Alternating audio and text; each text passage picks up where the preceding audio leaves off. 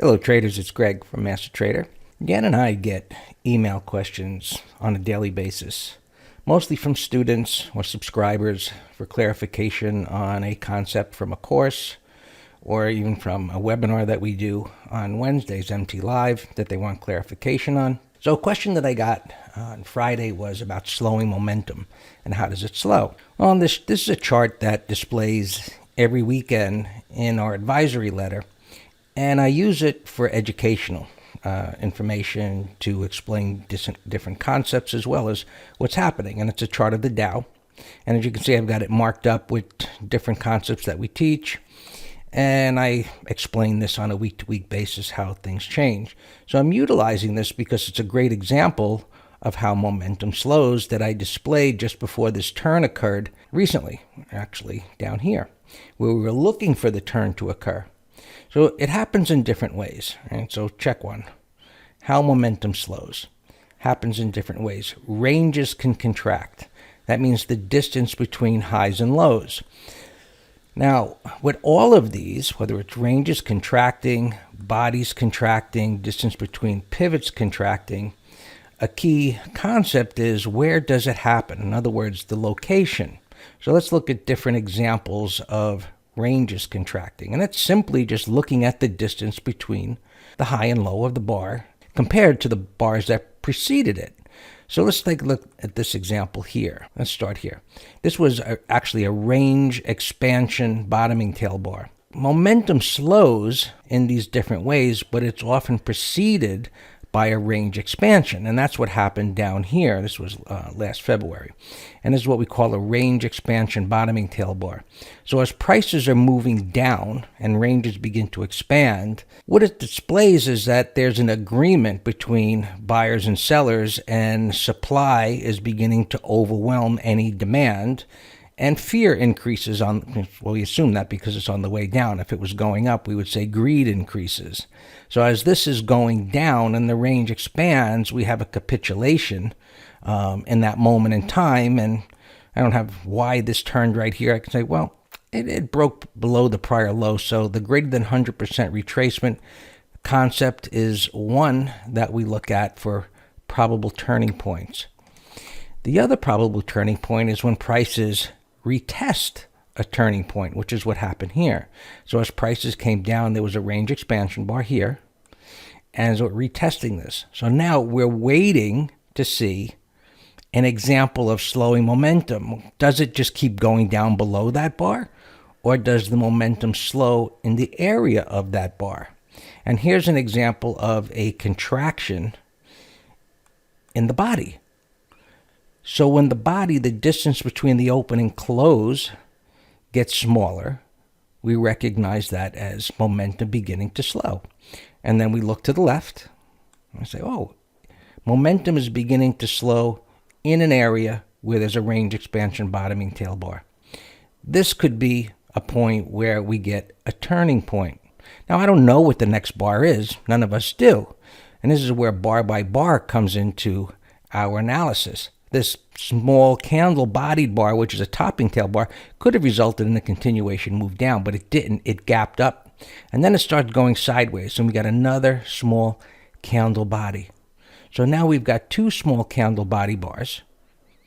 That communicates momentum is slowing in this area. And then we get this topping tail red bar. It's like, oh, it's going to keep going down. Well, does it trade below this low here? Marked pivot low. You might say, what's that? PL.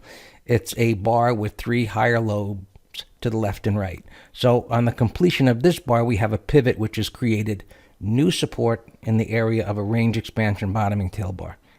Note it is in a downtrend. It's below all the moving averages. So momentum slows, small candle body, and now we get a range expansion green bar. Well, that, putting all of this together in the area of that bottoming tail bar, communicates that prices should go up.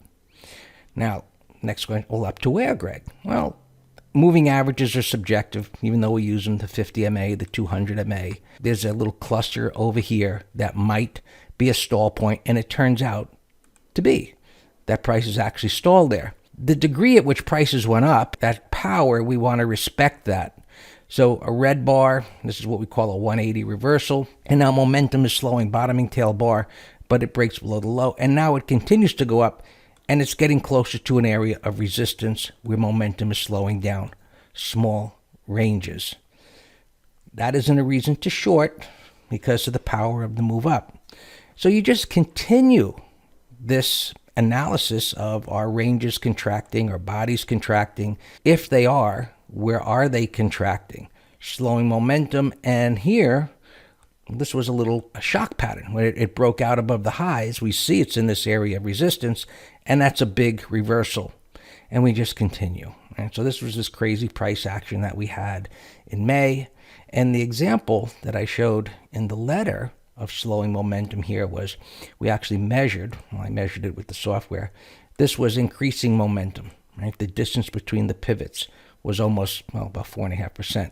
And then it had another leg down after this reversal, and that next leg down was about 3.5%.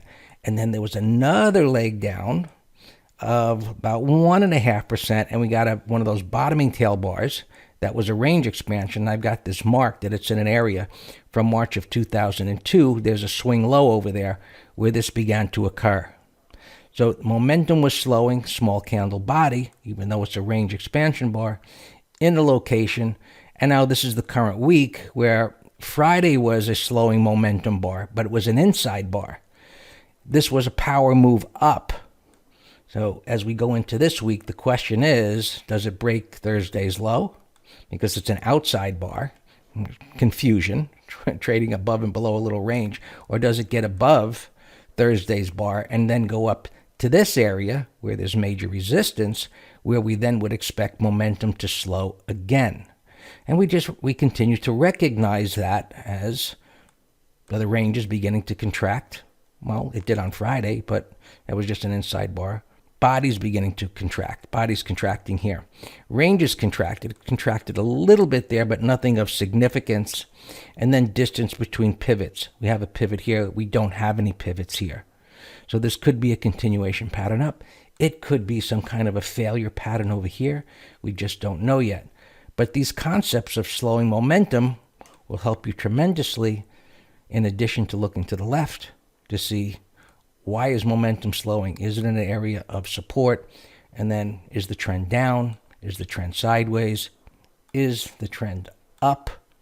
You put together multiple concepts to put the odds in your favor. I hope that helps. If you have any questions, email me, Greg@MasterTrader. Also put comments below. Make sure you subscribe to the channel.